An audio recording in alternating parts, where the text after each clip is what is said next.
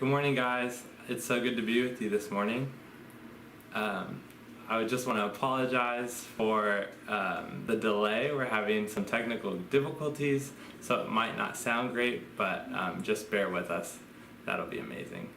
I just want to start off by saying Happy Father's Day to all you fathers out there. You are so loved and valued. Yeah. Also, my name is David, if you don't know me, and this is my fiance Madison. So it's so good to be with you guys this morning. Last night was so special. We got to do our worship evening at Lighthouse Church. So thank you all who came. It was so special, and thanks for all who were able to jump on the live stream. This is a rhythm we're hoping to do once a month for the next few months. So it'll be at the same place, same time. So we hope we can see you there. It was so sweet to be able to worship together, and it really, really was a sweet time.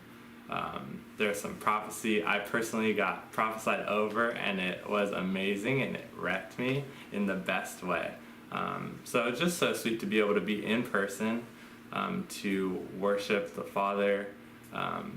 Something we haven't been able to do in a few months, but it's so sweet. And I have some announcements for you guys this morning. We've been meeting in person for midweeks. Our leaders are Sarah.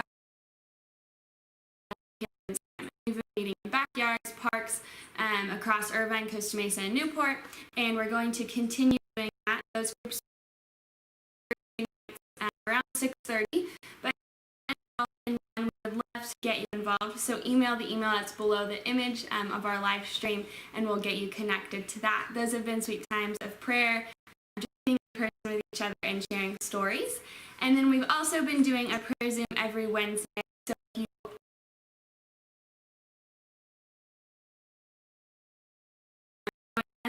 Zoom, that Zoom link, or you can email the email below as well. Yeah.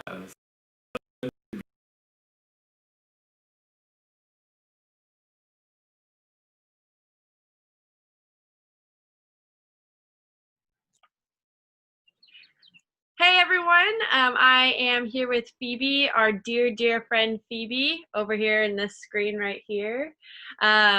We we decided that it would be really fun to check in with our peeps that are all over the place. So first of all, Phoebe, where are you? What are you doing? Update us a little. Hello, Genesis Church. Hello from Colorado. I'm still living in Colorado with my host parents from high school. And I have been doing absolutely nothing and everything at the same time. I don't know. I just graduated, so there's not much school. There's no schoolwork to do. So, yeah, just chilling in the mountains. Wow, that sounds amazing.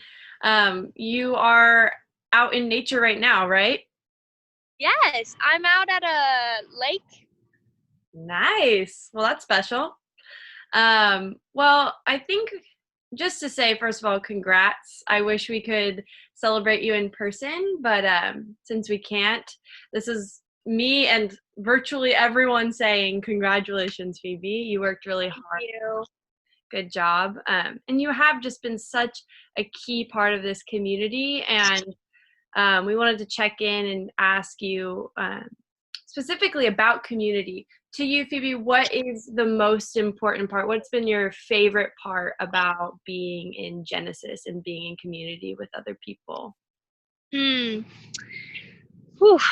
I think for me, the favorite part before quarantine was definitely every Sunday seeing everyone's faces, and definitely missed that. And that was a highlight of my week, to get to eat with everyone in the morning.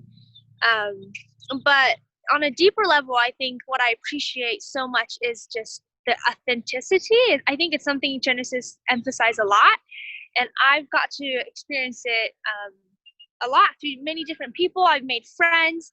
I've bonded with people that I've only met like once or twice. It's just people are so real and authentic. That's something I love about the community, and it keeps you grounded. Yeah, Yeah, I really agree with that. I miss eating with people too. I miss eating with you. Yes. But yeah, people that you get to just do life with, and that's so important. And I know you're doing that with your family in Colorado, but of course we miss you out here. So just on the spirit of family and community, you did just graduate. Things do look a little different than expected. How can we as a family be praying and caring for you from afar? Mm, thank you, Sam. Um, I think one of the biggest things that I've been faced with is obviously a lot of decisions. I mean, in general, when people graduate college, I guess there's a lot of decisions, but I feel like it's even more so in quarantine. It's hard for me to discern what plans is from God and what plans is from myself.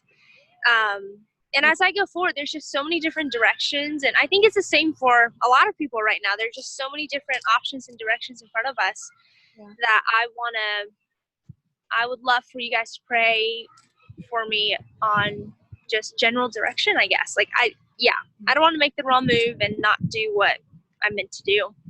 Yeah, yeah. Well, we will be praying for that, Phoebe. The time right after graduation, whether in a pandemic or not, is Yes. confusing. So really am praying for peace, direction, but also just that you feel connected and cared for by the people around you and the people in Costa Mesa. So we love you, and thanks, Phoebe, for your time. It's so important for us to stay connected to you and updated on all the fun that you're having out there in Colorado. Yes. Thanks for checking in, Sam. Miss you guys. Yeah, See you guys love you, Phoebe. soon. Bye.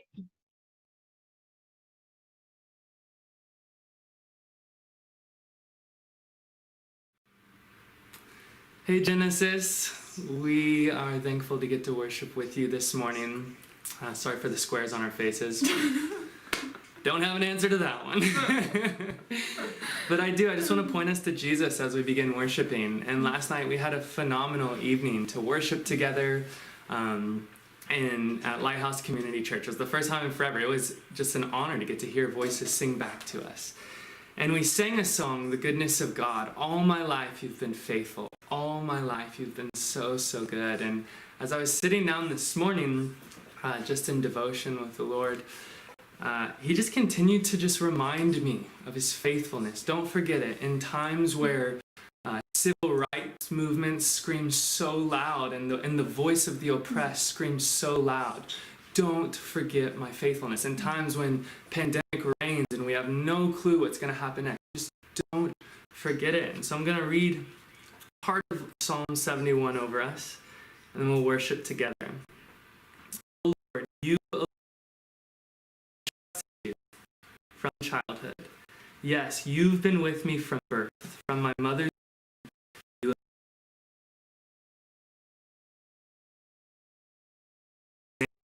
because you have been my strength, my protection. This and now, in my old age, don't set me aside. Don't abandon me when my strength is failing. My enemy,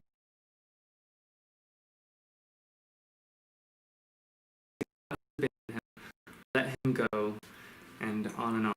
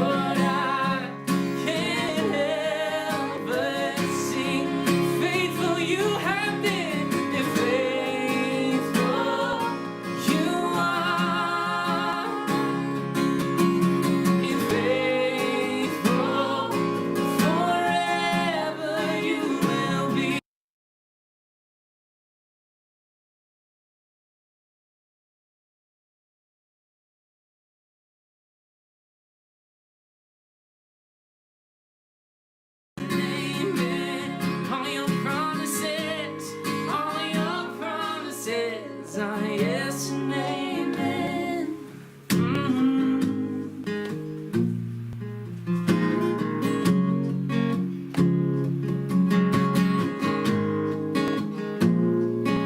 Sing, I will rest in your promises.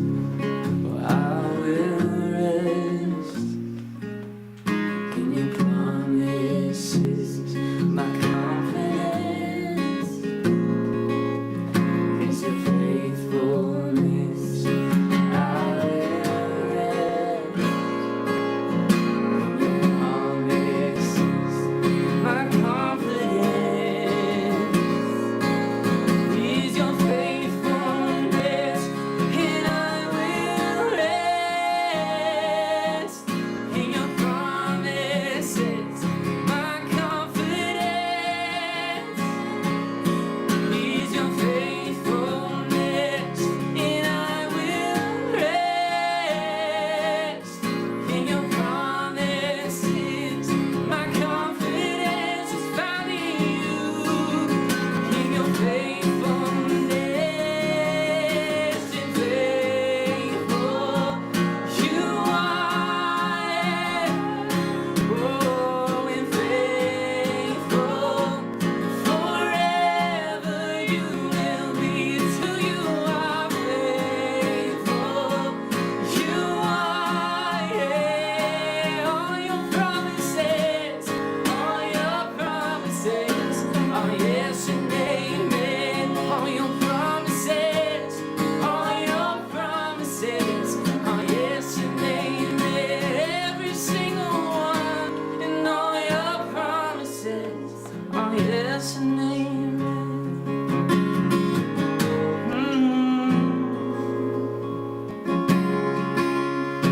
I can look back and see the ways you've been faithful.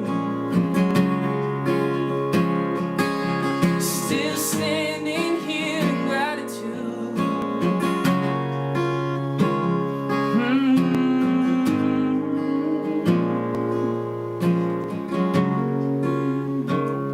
So I will rest in your promises. My confidence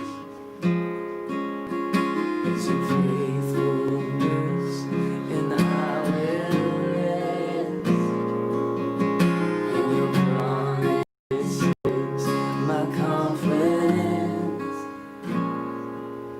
is your faithfulness.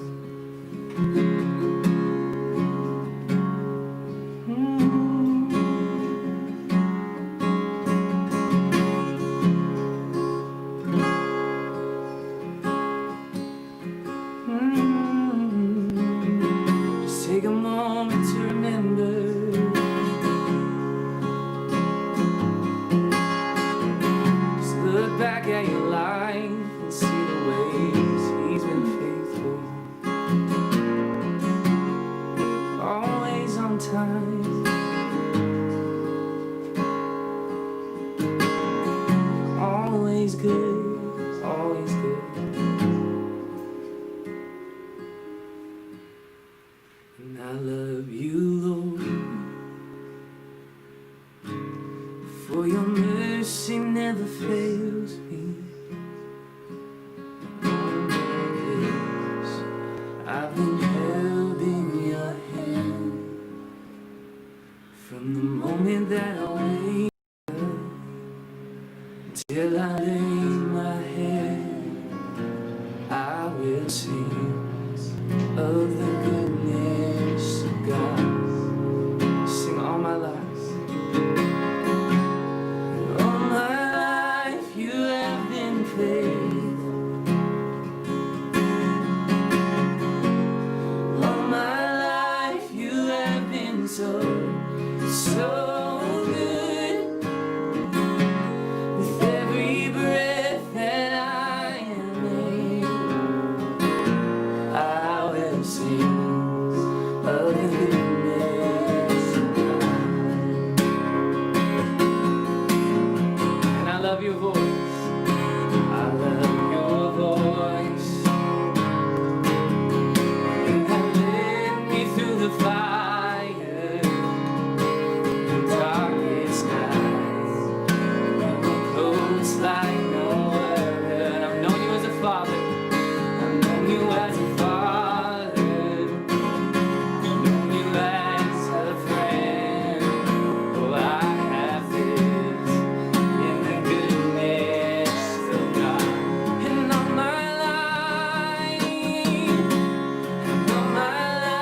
you have been faithful. Yeah. All my life you have been so, so good. With every breath that I am able, oh, I will sing of the goodness of God. Oh, I will sing, oh, I will sing of the goodness of God. I will, oh, I will sing of the goodness of God.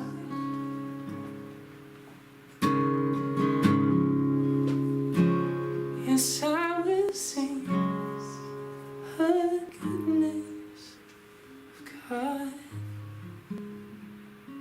Yes, Jesus.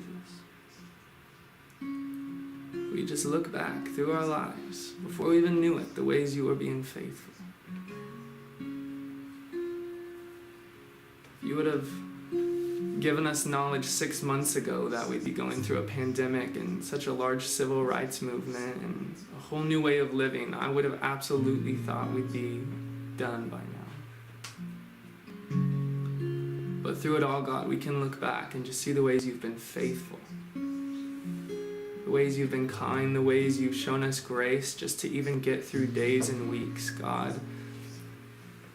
We don't take any of it for granted, but we thank you for each and every moment. And with every breath that we are able, whether it's through song, whether it's through meals, whether it's through friendship, we will sing and proclaim the goodness of God. We love you so much, Jesus. Amen.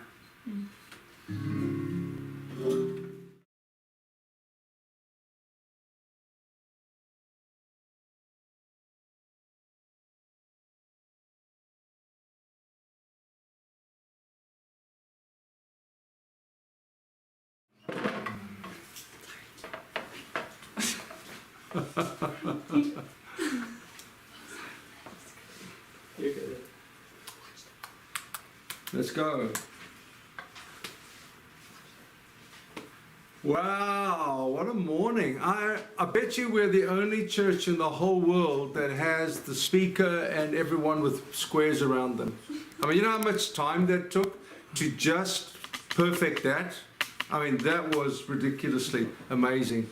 Actually, this is our third camera this morning. When I arrived here at 9:30, we were all systems go. We're here in Tyler's place. The whole Pierce clan has surrounded us. I feel quite intimidated.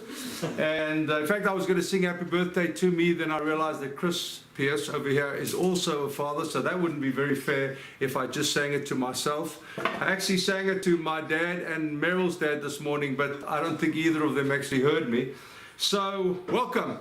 It's fabulous in Father's Day. Now, I'm very aware that for some, Father's Day is a very traumatic day. It could be that your father has passed. You might not even know your dad. For others, it was maybe an abusive or an absent father situation. So amidst the celebration, we're not insensitive to the pain and trauma that some go through every year this time. I want to read from Numbers chapter 13. It seems probably quite a peculiar passage on this Father's Day extraordinaire message moment. But let's dive in and hopefully you'll understand why. Then Moses, this is Numbers 13, picking up in verse 17. Then Moses sent them out to spy the land of Canaan and said to them, go up this way into the south and go up to the mountains and see what the land is like, whether the people who dwell in it are strong or weak, few or many, whether the land they dwell in is good or bad, whether the cities they inhabit are like camps or strongholds, whether the land is rich or poor, whether there are forests or there are not. Be of good courage. Bring some of the fruit of the land. Now the time was the season of the first ripe grapes. So they went up and spied out the land. Verse 23, then they came to the valley of Eshcol and there cut down a branch with one cluster of grapes. They carried it between two of them on a pole. This was the sheer enormity of the beauty and the wonder and the fruitfulness of the valley. Two men had to carry, and they brought some pomegranates and figs. I mean, this is fiesta time extraordinaire. And the place was called the Valley of Eshcol because of the cluster which the men of Israel cut down there. And they returned from spying out the land after 40 days.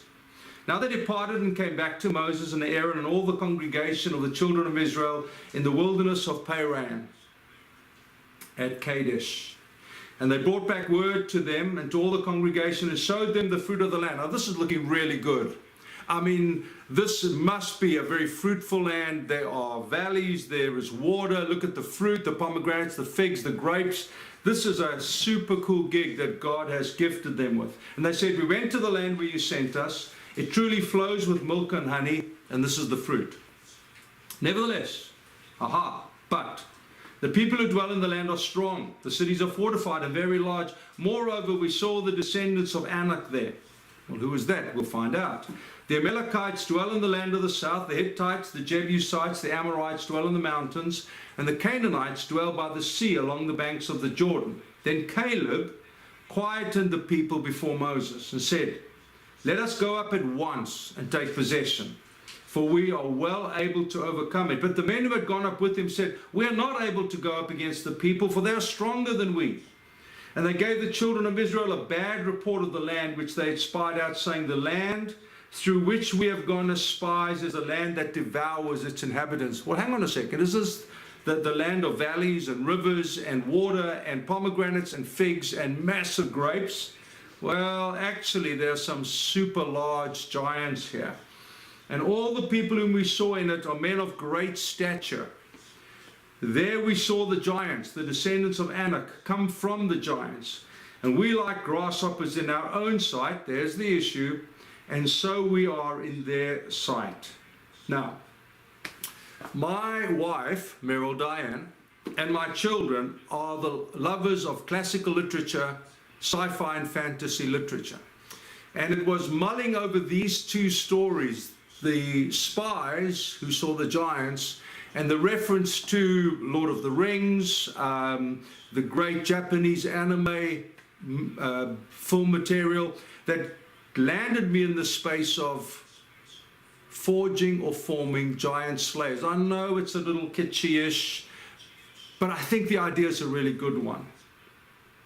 Dr. Meg Meeker, in a great TED talk, said this: since the 70s, there's been an unmatched assault against dads on television, music, and movies. In fact, she says, he is often the idiot that mom, granny, or even the 11-year-old child can help. She says there are 3 questions that fathers answer for their children. She said that dads are an authority unmatched by any other person in their lives. Now, before I read what the 3 questions are, let me give you context for her. She's a pediatrician. She's an author of 6 books. Nothing in what she said pointed to being an evangelical conservative Christian. The years, and now she's 57, and all the years from her mid-20s to 57, her years in dealing with children and parents, her conclusion is what I'm about to walk you through. With great passion in her TED Talk, one of the most compelling, convicting talks, not necessarily in oratory skill, but in content. And she said this, remember she said that dads have an authority unmatched by any other person in their lives. Here are the 3 questions dads have to answer. 1, Dad, what do you believe about me? What do you believe about me? What do you think about me is what she's saying. Am I capable? Am I dumb? Am I stupid? Kids get the answer, she said, not just with words, but reading your face and body language, dads. Question number 1, Dad, what do you believe about me? Question 2, Dad, how do you feel about me? How do you feel about me? Am I lovable? Am I good? Are you embarrassed by me? Are you ashamed of me? Question 2. First question, what do you believe about me? Question 2, how do you feel about me? Question 3, Dad, what are your hopes for me? Do you believe in me? Do you have hopes for me? Dad, do I have a future? She said kids that don't have these questions answered by their dads live in chaos. In fact, she said, our prisons are filled with men whose spirits are crushed because they never had those questions answered by their dads. Dad, what do you believe about me? Dad, what do you feel about me? Dad, what are your hopes for my future? Or do you have hope for my future? She tells the story of when she was 16, she decided she wanted to go to medical school. And so for the next 5 years, she focused exclusively on getting herself ready for that. She got good grades, got her undergrad program done, and at 21, living in Boston, she sent out her applications to all the medical schools she wished for. One by one, they replied with rejection. Can't do it, can't do it, can't do it, can't do it. Sorry, thank you for applying. It's not going to happen. She was devastated, as you can well imagine. For the last 5 years, her single focus was, with no plan B, I'm going to become a doctor. Not a pathologist like her dad. She didn't want to look at dead people all the time, but something else. So when she got her last letter of rejection, she went for a run. She came back home and she walked past her dad's den or his home study. And her dad was not a very communicative man, quite eccentric, she said. But as she walked past her study, she heard him mention her name. And being a really good 21-year-old daughter, she decided to eavesdrop. And her dad said something like this to whomever he was talking to on the other side of the phone. He said, yes, Megan is going to medical school within a year or two. And she said, as she stood there as a 57-year-old woman, you could see she was moved by emotion, as she was that day as a 21-year-old, when she believed her dad answered all three of those questions to her. I believe in you. I feel love, affection, adoration for you, and I see you have a future. And she said, as she stood there, a 57-year-old, that same sense of affirmation. It was a conversation her dad in future years didn't even remember, but they answered those three questions for her. Dad, what do you believe about me? Dad, what do you feel about me? Dad, what do you hope for my future? And one of the things I love about the church, as you know, I have 3 kids.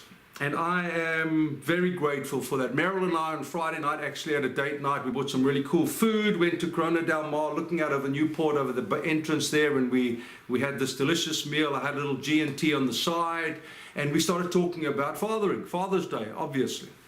And it was quite a tender moment, to be very honest. It kind of unzipped me a little bit, because we were talking about the things I did well and the things I did not do well. But what I loved is that the story of my kids, maybe less tea, but the girls definitely, was what Dad did not offer, what Dad could not do. It's just a fallen, broken human being. Church community and the other fathers in the church filled. Nick Saltus, I'm preaching for him tonight, was one of those father figures to Dana and Stu who poured into their lives in the mid-turbulence of their pre-marriage relationship. See, I love it. Community or church is not, well, 3 mates meeting on a Friday for a munchie. Well, that's our church. No, it's not. It's great fellowship. But church is multi-generation, where fathers father, and the church gets healthier, and the church, the dads pour into the community those 3 questions. But it's not just, dear friend, it's not just about, Dad, do you believe in me? What do you feel about me? And what do you hope for my future? I want to suggest the dads also add to the skill set what it will take to be a warrior, a fighter, a soldier for the next chapter when the kids take over from us. Richard Rohr, and I mentioned this before, but I want to just touch on it again, is a social anthropologist in the Catholic Church. He's a father. I don't really like his theology, but I love his social anthropological studies. And he came out studying global initiation of men around the world. And he said all the initiations point to 5 things that young men are taught during that transition moment, 16 to 21. 1, they are taught that life is hard. 2, that, let me find my notes here, that you are not that important. Son, you are not that important. 3, your life is not about you. 4, you are not in control. And 5, you are going to die. I always chuckle at the last one. When you think you're never going to die and the world is at your feet and everything is before you, to be landed with that final declaration over you. A commentator of his writing said this: it's actually quite a startling recommendation to read in the midst of a pain-averse suburban culture in which I live, the author said. He says, don't run from it. Don't avoid it. Don't prematurely end it, but let it do its work in you. Allow God to transform that pain and redeem it, and you in the process. His brilliant line is, if we don't transform our pain, we will transmit it. Now, what do we have here? We have Meg Meek giving us this incredible picture of the 3 essential conversations we dared put into our kids. That's the foundation. Then building on top of the foundation is readying them for their life's assignment. It's not to mollycoddle, not to overly protect or helicopter them, but it's to posture and position them for the giants that they will have. You know, Israel, this is not a political statement, it's a social reality. Every young kid in Israel knows they will go to war. Every one of them. Every one of them gets trained, male and female alike. Great reading, Startup Nation, the story of Israel's economic miracle. And they talk about the impact that military readiness has created within the Israeli culture. My job as a father, both biologically and spiritually, is to ensure that I lay a foundation of those 3 questions in all of your hearts and lives, but then add to it the skills, the weaponry to go and fight. There comes a day, dear friend, when my race is run. Paul said, my race is run, I'm done. I fought the great fight. But now the fight is in your hands. My father grew up as a generation where they were seen as protectors and providers. I mean, it's beautiful, but it's not enough. It's way more. In fact, he's listening to me in South Africa right now. It was beautiful, but it wasn't enough. There's way more to fathering, but that's what he knew. But he had his giants. In fact, I was quite tender, Dad, thinking about the giants you had to fight, because I don't think we sons think often enough about the battles our dads had. He had to fight fatherlessness. His dad died. My grandpa died when my dad was 12. He had to grow up with what in South Africa was called poor whites. I know it doesn't translate into America, but it was what they were. At the age of about 14, my dad got shoved off to live with some distant aunt, and he had to be a postman by day and go to night his high school. Can you imagine? 14 to 17, be a postman by day, and to work at night, to do schooling at a technikon at night. He had to cope with the aloneness because there was no dad. The family was scattered because of the poverty in the family. He had to forge his own story within not being educated, being the underdog, and cultural Christianity. I mean, I can say more, but the point is, at times we sons forget what giants our dads had to slay. My giants was I grew up with white privilege in South Africa. I didn't even think about it growing up. It's just what was real. Racism was all around me at every turn. And it was the realization of how blatant, deep, and dreadful racism was that got me to preach against it, have conferences against it, march against it. Because it's brutal, destroying a family and individuals. We had to fight the rise of communism in Africa. I was a soldier. And what I really believed was I had to stem the tide of socialism and communism that was fighting its way down through Africa, one country at a time. And on our doors in Angola and Mozambique, there were communist regimes that were there, and I had to put on my fatigues and I had to go to combat.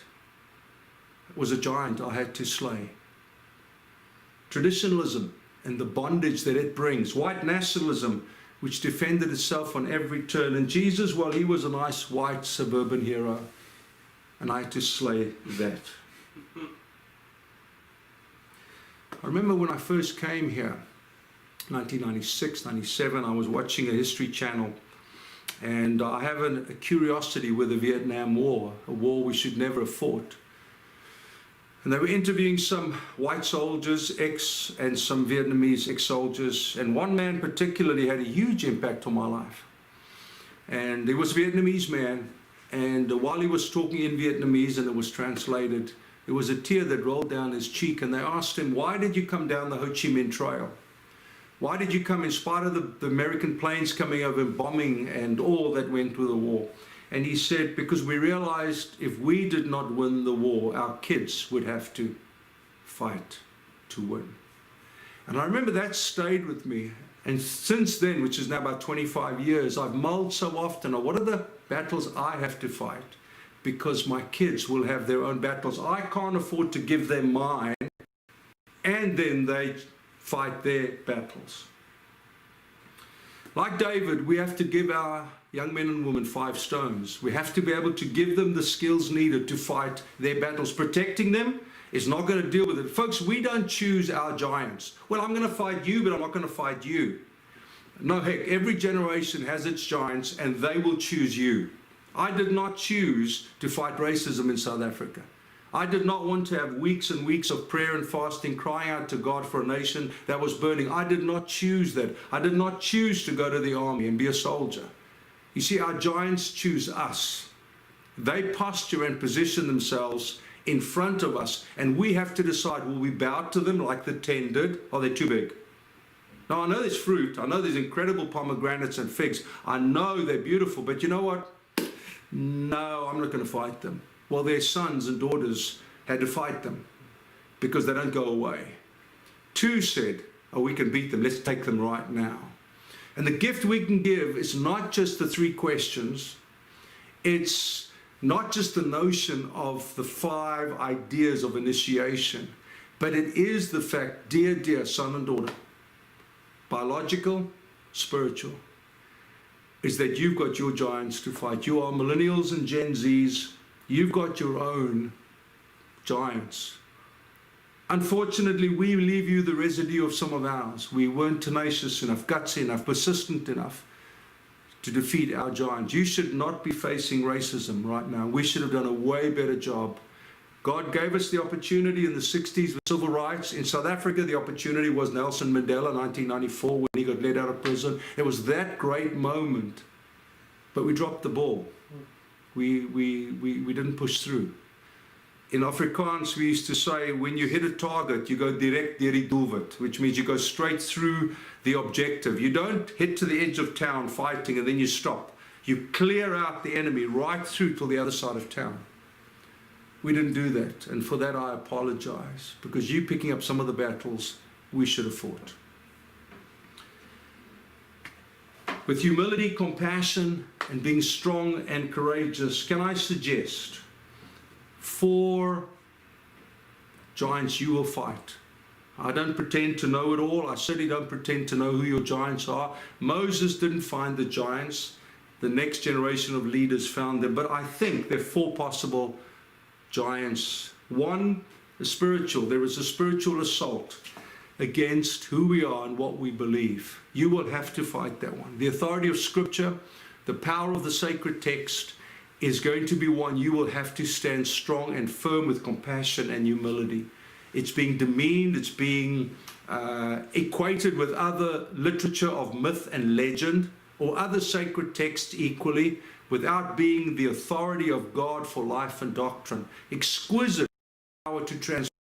We have surrendered that, or they want us to surrender that, to merely literature and curiosity in its interpretation. Jesus, we're being told by a growing voice of ex-evangelicals, really wasn't God. We must understand that, they say with great tolerance. We must understand he was just a man. He was maybe a philosopher like Buddha or Gandhi, a great man. But at best, a prophet philosopher, not at all the redeeming God. And we know they will tell us that the atonement, that really isn't redemption. Because if we understand atonement as we've been taught all these years, it's really nothing more than cosmic child abuse. No. The atonement isn't that. It's just living good lives, social justice, the kingdom now, and healthy culture. Oh, dear friend, my life was transformed because Jesus met me. And the power as a 19-year-old lying on the bed, 18-year-old on the bed of my parents, and the realization that Jesus died for my sins. God came here to dwell amongst man, to take the sin for which I deservedly needed to be punished. He took that punishment upon himself, changed my life. It's not a philosophy. or an ideation. It's a transformative moment that God gave me. The second area, and one can say much about that, is the soul assault. Identity, who am I? It's wonderful to see all the quest for authenticity. I love that about your generation. Suicide, why am I here? Wrestling with the very issues of meaning and purpose. And then anxiety. And we know that's on the increase. Every book, every article I read from psychology is talking with some confusion as to why there is this rise of anxiety and depression and uncertainty and suicidal thinking. But here's a quote from a psychological journal. It says, however, multiple studies have found a strong link between heavy social media and an increasing risk for depression, anxiety, loneliness, self-harm, and even suicidal thoughts. Social media may promote negative experiences such as inadequacy in your life and your appearance. My dear friend, it's a big battle you're going to have to fight.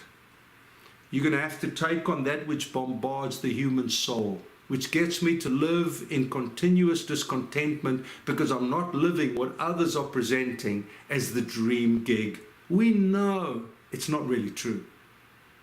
But somehow the persistent whisper of social media gets us to believe I'm not pretty enough, I'm not good enough, I'm not strong enough, I'm not courageous enough, I don't have enough money, and it disarms me, weakens me at a time when strength and courage is what is needed. Thirdly, you still with me? I hope so. I can see you going off the screen there to get a cup of coffee. Societal assault. Societal, spiritual soul, societal assault. David Brooks, my favorite New York Times journalist, in his book, The Second Mountain, said this: the central problems of our day stem from what he called hyper-individualism, social isolation, distrust, polarization, rising suicide rates, rising mental health problems, a spiritual crisis caused by a loss of common purpose. This is going to be a big one. Strap your armor on tight. Make sure your weapon is clean. Make sure your soul is well preserved, because someone has to cry out and fight this battle. Yes, it is about abortion. Of course it is. Those are lives that God created in the womb that we dispense of as if they're just little fetuses we can throw out in the trash can because we don't want them.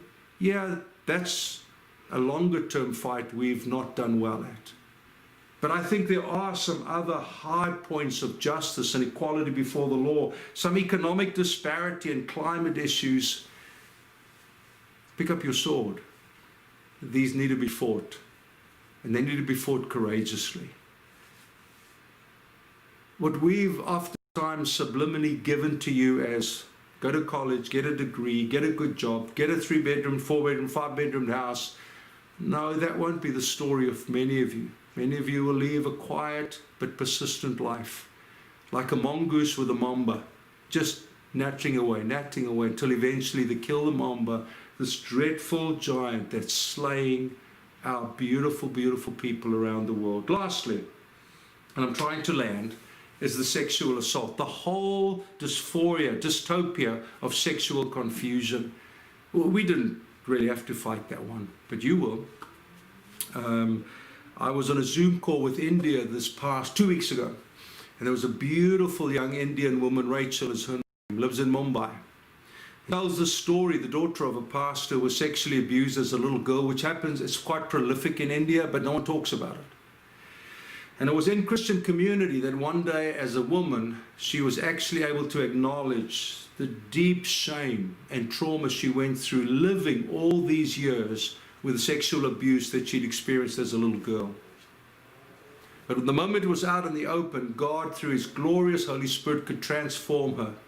And her life is spent now going around India, talking at schools, and the lines after she's spoken of women who've come and said, that's me, that's me, that's me, a humble woman, a beautiful woman. I just looked at her across the screen and I said, oh Lord, this is a prophetic woman. This is a woman who's gifted her life to set at liberty those who have been sexually abused when they were little innocent girls that should never have their innocence and virginity taken from them.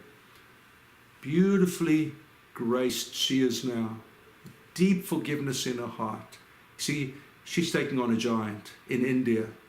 Can you imagine how insurmountable it must feel? 1.2 billion people. But with quiet, humble perseverance, one little girl's life changed at a time. She's taking on her giant. You may say, Chris, this is overwhelming. How on earth are we going to get that done? 2 stories quickly from South Africa, our land. I remember watching Nelson Mandela walk out of prison in 1994. After all the fighting that we had, after all the prayers and spiritual warfare and marching on the streets and feeling overwhelmed at times, this is never going to change. I remember watching that moment. It was a gift from God. It was a giant we slayed.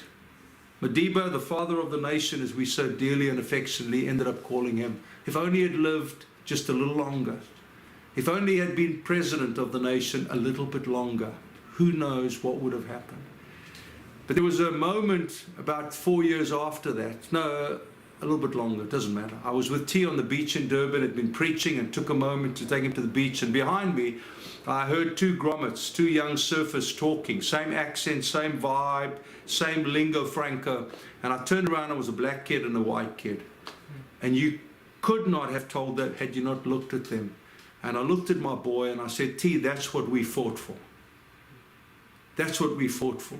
Where these kids did not see each other on the color of their skin, but in the commonality of their friendship. We can slay the giant, but it takes some guts and some perseverance. Lastly, I close. What if God answers these 3 questions about you and me? God, what do you believe about me?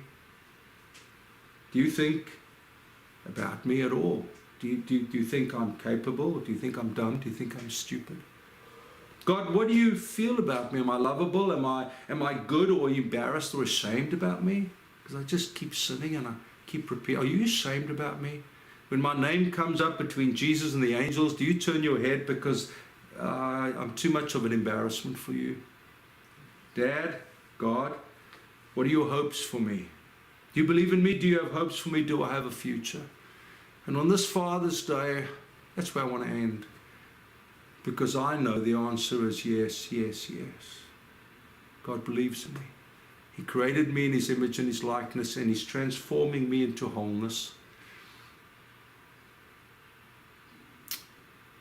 He loves me. One of my transforming moments as a young Jesus lover was the moment I read in the Minor Prophets that God rejoices over me with dancing. And the picture, my imagination was the table, because so much of what I think happens at the table.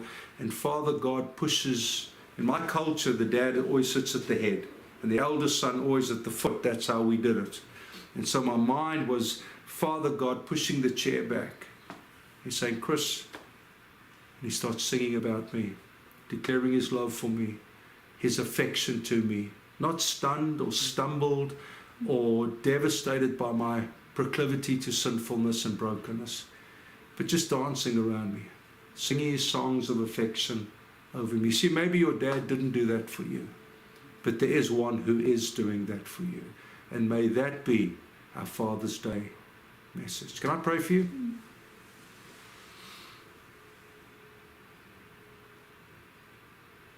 We need to hear you. As this young generation get padded up for the game, get armored up for the fight, they need to go out with that certainty. God, what do you believe about me? God, what do you feel about me?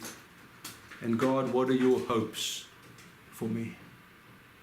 And I thank you, Lord, as we strap up for this next round of war, of spiritual combat, of the giants that need to be slayed, those questions are answered in you. I am your boy. Meryl is your girl. And you love us. You care for us. You believe in our stuttering, stumbling, faltering ways. And you have a future for us. Every day matters. God bless you all. Have a wonderful lunch. For those of you who are here in Southern California, enjoy the moment. Maybe give your dad, biological or spiritual, a text. No, he wasn't perfect. I'm not. But I'm so grateful at the privilege of parenting. God bless you all. Love you heaps. Till the next time.